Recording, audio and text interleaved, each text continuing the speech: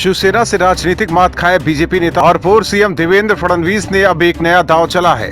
NCP और कांग्रेस से गठबंधन के बाद से शिवसेना महाराष्ट्र में कमजोर होती दिख रही है। लिहाजा फडणवीस मौके पर चौका मारना चाहते हैं। इसीलिए उन्होंने शिवसेना के परंपरागत कोंकणी वोट बैंक में सेंध लगाने की तैयारी कर दी है। खास बात यह है कि इस काम में फडणवीस ने विनोद तावड़े और आशीष शेलार जैसे बीजेपी के कोंकणी नेताओं को दरकिनार कर अपनी प्राइवेट टीम की तरह काम करने वाले नेताओं को लगाया है। दरअसल कोंकणी मतदाताओं की वजह से ही शिवसेना न सिर्फ कोंकण में बल्कि मुंबई और ठाणे महानगर पालिकाओं में भी अपनी सत्ता बनाती रही है। पिछले बीएमसी चुनाव में बीजेपी ने मुंबई में अपनी ताकत का लिटमस टेस्ट कर लिया है और मुंबई महानगर पालिका में शिवसेना को मात देने की ताकत का अंदाजा उसे हो गया है। इस बार का लिटमस टेस्ट विधानसभा की उन 75 सीटों पर होगा जिन पर महाविकास अघाड़ी के तीनों दलों का मजबूत कब्जा है। इनमें सिंधुदुर्ग जिले की 3, रत्नागिरी जिले की 5 और रायगढ़ जिले की 7 सीटें तो सीधे तौर पर शामिल हैं। इसके अलावा पालघर की 6, ठाणे के 18 और मुंबई की 36 में से कई विधानसभा सीटों पर भी कोंकणी मतदाता बड़ी संख्या में है और इन सभी सीटों पर शिवसेना गठबंधन का वर्चस्व है। राज्य के मौजूदा हालात देखें तो जिस तरह से उद्धव ठाकरे और शरद पवार की ट्यूनिंग जुड़ रही है वो बीजेपी के लिए जितना नुकसानदेह है उससे ज्यादा नुकसानदेह देवेंद्र फडणवीस के राजनीतिक भविष्य के लिए है। क्योंकि उद्धव ठाकरे ने मुख्यमंत्री बनने के बाद सबसे पहले काम ये किया है कि उन्होंने फडणवीस को दरकिनार कर सीधे बीजेपी के केंद्रीय नेताओं के साथ संबंध सुधारे हैं। देवेंद्र फडणवीस और उद्धव ठाकरे के बीच राजनीतिक कटुता को खत्म कराने का कोई प्रयास बीजेपी के केंद्रीय नेतृत्व ने भी नहीं किया है। उद्धव ठाकरे और शरद पवार सीधे नरेंद्र मोदी और अमित शाह के साथ बात करते हैं। राजनीतिक जानकार कहते हैं कि देवेंद्र फडणवीस की बेचैनी का सबसे बड़ा सबब यही है। बीजेपी की सत्ता जाने से पार्टी के नेता भले ही दुखी हैं, लेकिन फडणवीस का मुख्यमंत्री पद जाने का दुख दूसरी पंक्ति के किसी बीजेपी नेता को नहीं है। यही वजह है कि देवेंद्र फडणवीस को अगली फतह के लिए नई टीम का गठन करना पड़ रहा है। मध्य प्रदेश में शिवराज सिंह चौहान का कैबिनेट विस्तार हो गया, लेकिन बीजेपी और कांग्रेस के बीच खींचतान अभी भी जारी है। कांग्रेस अब कैबिनेट विस्तार के बाद कमियां निकालने में जुटी है। वहीं बीजेपी की तरफ से कांग्रेस को करारा जवाब दिया जा रहा है। दोनों दलों के बीच शुरू हुआ टाइगर वॉर अब भी जारी है। बीते दिनों सीएम शिवराज सिंह चौहान ने इस बहाने कमलनाथ और दिग्विजय सिंह को निशाने पर लिया तो शनिवार इसी मुद्दे पर प्रदेश सरकार में गृह एवं स्वास्थ्य मंत्री नरोत्तम मिश्रा कांग्रेस की जीतू पटवारी से भिड़ गए। हालांकि इनकी भिड़न टाइगर वॉर से शुरू होकर टाइगर बाम पर अटक गई है। दरअसल पूर्व मंत्री जीतू पटवारी ने एक ट्वीट किया। इसमें उन्होंने लिखा कि टाइगर बाम बिकता है। इसके तुरंत बाद ही नरोत्तम मिश्रा ने इसका जवाब भी दे दिया। नरोत्तम ने तंज कसा कि कांग्रेस को उपचुनाव के बाद बाम की ज्यादा जरूरत पड़ने वाली है, इसलिए आप अभी से खरीद कर रख लें। पटवारी और नरोत्तम की भिड़ंत से पहले भी प्रदेश की राजनीति में टाइगर वॉर पर बयानबाजी होती रही। शुक्रवार को दिग्विजय सिंह ने कहा कि माधवराव सिंधिया की जीवित रहते वो उनके साथ शेर का शिकार करने जाते थे। इसके थोड़ी देर बाद सैलाना में कमलनाथ ने कहा कि कौन सर्कस का टाइगर है और कौन पेपर टाइगर, इसका फैसला जनता करेगी। नरोत्तम ने कमलनाथ के इस बयान का जवाब ये कहकर दिया कि जनता इसका फैसला कर चुकी है।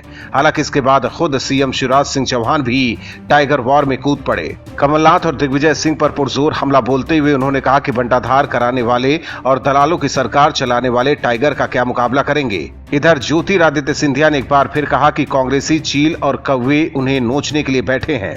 प्रदेश में टाइगर वॉर की शुरुआत सिंधिया के ही बयान से हुई थी। गुरुवार को मंत्रिमंडल विस्तार के बाद उन्होंने कहा था कि कांग्रेस उनके चरित्र पर लांछन लगाने की कोशिश कर रही है, लेकिन टाइगर अभी जिंदा है। आपको बता दें, जब से सिंधिया ने कांग्रेस छोड़ बीजेपी का दामन थामा है, कांग्रेस इसको पचा नहीं पा रही है और किसी न किसी बहाने सिंधिया पर निशाना साधती रहती है। हालांकि अब सिंधिया भी कांग्रेस को उसी अंदाज में जवाब दे रहे हैं। महाराष्ट्र में कोरोना के मामले बढ़ते ही जा रहे हैं। कांग्रेस लगातार शिवसेना और सीएम उद्धव ठाकरे पर हमलावर है। पहले कांग्रेस के वरिष्ठ नेता संजय निरुपम सीएम उद्धव ठाकरे की नीतियों पर सवाल उठा रहे थे। इसके बाद अब कांग्रेस के वरिष्ठ नेता मिलिंद देवड़ा ने भी उद्धव सरकार पर जमकर हमला बोला है। मिलिंद देवड़ा ने अमेर महानगर पालिका बीएमसी का हेल्थ बजट पर सवाल उठाया है। उन्होंने आरोप लगाया कि बीएमसी आज भी हेल्थ केयर सेक्टर पर उतना ध्यान नहीं दे रही है जितना देना चाहिए। उन्होंने कहा है कि बीएमसी आज भी सड़कों पर हुए गड्ढों को भरने का काम कर रही है। मिलिंद देवड़ा ने बताया कि अगर कोरोना के संकट से बचना है तो केंद्र और राज्यों को अपने अपने हेल्थ बजट को बढ़ाना होगा। ये सेक्टर आज भी सरकारों की उदासीनता का शिकार है, जिसका खामियाजा जनता को उठाना पड़ता है। राज्य में कोरोना से बिगड़े हालात और मुंबई में अस्पतालों की कमी के लिए भी देवड़ा ने उद्धव सरकार को ही जिम्मेदार ठहराया। उन्होंने कहा कि अगर आपको शहर में अच्छे अस्पताल और बेहतरीन स्वास्थ्य सुविधाएं चाहिए तो आपको चुनाव के वक्त इन बातों को मुद्दा बनाना चाहिए। आपको देखना चाहिए कि आपका प्रतिनिधि इन बातों को कितनी गंभीरता से लेता है और उसके बाद ही आपको चुनाव में उसे वोट देना चाहिए। देवड़ा ने कहा कि मुझे उम्मीद है कि जनता अगले चुनाव में इन बातों को भी चुनावी मुद्दा बनाएगी। हालांकि ये पहला मौका नहीं है जब देवड़ा ने अपनी पार्टी और गठबंधन पर सवाल उठाए हों। बीते दिनों जब कांग्रेस ने चीन के मुद्दे पर मोदी और बीजेपी को घेरने की कोशिश की थी, उस दौरान भी देवड़ा ने अपनी ही पार्टी पर निशाना साधा था और एक बार फिर महाराष्ट्र में बिगड़े हालात के लिए मिलिंद देवड़ा ने उद्धव ठाकरे को कटघरे में खड़ा किया है। हालांकि देवड़ा के हालिया बयानों से ये भी सवाल उठ रहे हैं कि क्या देवड़ा भी कांग्रेस को अलविदा कहने के चक्कर में तो नहीं है। कहना जल्दबाजी है, लेकिन कांग्रेस की स्थिति देखकर अभी कुछ भी संभव है। महाराष्ट्र में शिवसेना एनसीपी कांग्रेस की महागठबंधन की सरकार है, लेकिन राज्य में गठबंधन धर्म का पालन नहीं हो रहा है। गठबंधन में शामिल तीनों दलों में पाला बदलने का खेल चल रहा है। हाल ही में शिवसेना के कई पार्षद पार्टी छोड़कर एनसीपी में शामिल हो गए। दरअसल अहमदनगर के पारनेर नगर पंचायत में जहां गठबंधन की सरकार बनने से पहले शिवसेना एनसीपी ने मिलकर सत्ता हासिल की थी, लेकिन अब अगले चुनाव से पहले शिवसेना के 5 पार्षदों ने एनसीपी में प्रवेश किया है। इनके अलावा शिवसेना के कुछ पदाधिकारियों ने भी एनसीपी का दामन थामा है। इन सभी का कहना है कि पारनेर के नगर अध्यक्ष से नाराज होकर उन्होंने शिवसेना छोड़ एनसीपी में जाने का फैसला किया है। लेकिन बताया जा रहा है कि एनसीपी नगर चुनाव से पहले पारनेर में अपनी ताकत बढ़ाना चाहती है, इसीलिए अपने मित्र पक्षों पार्षदों को अपने साथ जोड़ने के लिए भी राजी हुई। यानी शिवसेना की ताकत कम कर अपनी ताकत बढ़ाने को एनसीपी गठबंधन धर्म के खिलाफ काम करना नहीं मानती। एनसीपी नेताओं का कहना है कि हर पार्टी को अपनी ताकत बढ़ाने का अधिकार है। हम सरकार में साथ हैं, लेकिन पार्टी तो अलग अलग है। राज्य में 3 दलों के एक साथ आने और सत्ता चलाने के बाद सवाल ये था कि क्या ये सभी शुरू से ही जमीनी स्तर पर एकजुट होंगे। इसका जवाब अब कई जगहों से मिल रहा है। राज्य में 3 पार्टियों के गठबंधन की सरकार है। तीनों पार्टियों का सत्ता के लिए मिलन तो हो गया, लेकिन क्या तीनों पार्टियों की विचारधारा का मिलन हो सका है? इससे पहले कांग्रेस के नेताओं ने खुलकर सरकार में अपनी हिस्सेदारी को लेकर नाराजगी जाहिर की थी। कांग्रेस के एक मंत्री ने तो शरद पवार पर भी निशाना साधा। अब एनसीपी पार्टी बढ़ाने के नाम पर शिवसेना को तोड़ रही है। इससे साफ दिखता है कि गठबंधन की ठाकरे सरकार में सब कुछ ठीक नहीं। पीएम नरेंद्र मोदी के ले दौरे के बाद इस पर सियासत शुरू हो गई है। कांग्रेस पीएम के दौरे को लेकर अब फर्जीवाड़ा करने में जुट गई है और इसमें शामिल हैं कांग्रेस के पूर्व अध्यक्ष राहुल गांधी। हालांकि राहुल गांधी ने जिस फर्जीवाड़े के सहारे पीएम और केंद्र सरकार को बदनाम करने की कोशिश की, उसका भांडा फूट गया है और राहुल का एक और फर्जीवाड़ा सामने आया है। दरअसल कांग्रेस अपने स्थानीय कार्यकर्ताओं के सहारे मोदी को बदनाम करने की एक साजिश रची थी, जिसमें राहुल गांधी शामिल थे। कांग्रेस नेता राहुल गांधी ने ट्विटर पर एक वीडियो पोस्ट कर कहा था कि लद्दाखी कह रहे हैं कि चीन ने हमारी जमीन पर कब्जा किया, जबकि पीएम मोदी कह रहे हैं कि हमारी जमीन पर किसी ने कब्जा नहीं किया। जाहिर है कि कोई न कोई झूठ बोल रहा है। उस वीडियो में कई लोग ये कहते हुए दिख रहे हैं कि चीन ने लद्दाख क्षेत्र में कई जगह भारतीय सीमा के भीतर घुसपैठ की है, लेकिन अब इस वीडियो की सच्चाई सामने आ गई है। दरअसल कांग्रेस नेता राहुल गांधी इस वीडियो में जिन लोगों को आम लद्दाखी नागरिक बता रहे हैं, वो दरअसल कांग्रेस से जुड़े स्थानीय कार्यकर्ता हैं। लेह की बीडीसी चेयरमैन स्कलजांग दार्जे ने इसकी सच्चाई बताते हुए कहा कि राहुल गांधी के वीडियो में अधिकतर कांग्रेसी हैं।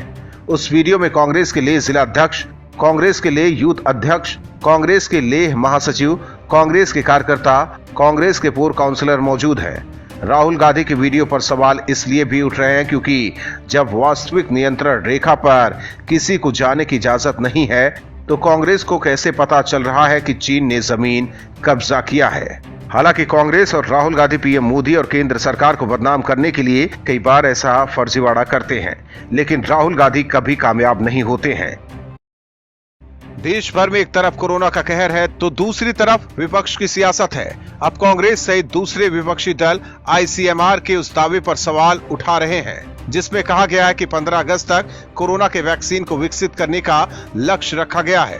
कांग्रेस को अब मिर्ची लग रही है कि अगर कोरोना का टीका विकसित हो गया तो किस बहाने वो जनता के सामने जाएगी और कोरोना पर सियासी रोटी कैसे सेकेगी। कांग्रेस इस बहाने पीएम मोदी पर निशाना साधने में जुटी है। कांग्रेस नेता पृथ्वीराज चौहान ने आरोप लगाया कि 15 अगस्त तक कोरोना वायरस का टीका विकसित करने की ICMR की योजना का एकमात्र उद्देश्य प्रधानमंत्री को लाल किले से बड़ी घोषणा करने का मौका देना है। चौहान ने ट्वीट किया है कि जब दुनिया भर के विशेषज्ञों ने 12 से 18 महीने का समय तय किया है तो ICMR 15 अगस्त तक टीका विकसित करने की जल्दबाजी क्यों दिखा रहा है। कांग्रेस के अलावा दूसरे दल भी ICMR के दावों पर सवाल उठाने लगे हैं। CPI महासचिव सीताराम येचुरी ने आरोप लगाया कि भारतीय आयुर्विज्ञान अनुसंधान परिषद कोरोना वायरस का टीका बनाने की प्रक्रिया तेज करने की कोशिश कर रही है ताकि प्रधानमंत्री नरेंद्र मोदी स्वतंत्रता दिवस पर इसके संबंध में घोषणा कर सके। येचुरी ने ट्वीट किया है कि टीका वैश्विक महामारी के लिए सबसे निर्णायक समाधान होगा। विश्व ऐसे सुरक्षित टीके का इंतजार कर रहा है जिसकी दुनिया भर में पहुंच हो। उन्होंने कहा, वैज्ञानिक अनुसंधान आदेश के हिसाब से नहीं किया जा सकता। स्वास्थ्य एवं सुरक्षा नियमों संबंधी सभी नियमों को दरकिनार कर कोविड-19 के उपचार के लिए स्वदेशी टीका विकसित करने के लिए दबाव बनाया जा रहा है ताकि प्रधानमंत्री मोदी स्वतंत्रता दिवस पर इसकी घोषणा कर सके। दरअसल विपक्ष को इस बात की चिंता है कि अगर मोदी के शासनकाल में भारत टीका बनाने में कामयाब हो जाता है तो ये विश्व के लिए बड़ी उपलब्धि होगी जिसका असर आने वाले चुनाव में भी देखने को मिलेगा। फिर विपक्ष किस मुंह से मोदी की कमियां लोगों के सामने गिनाएगी। लिहाजा टीका पर राजनीति अभी से ही हो रही है। Bureau report, OMH news. और भी वीडियोस देखने के लिए चैनल को सब्सक्राइब करें और बेल आइकन को दबाएं।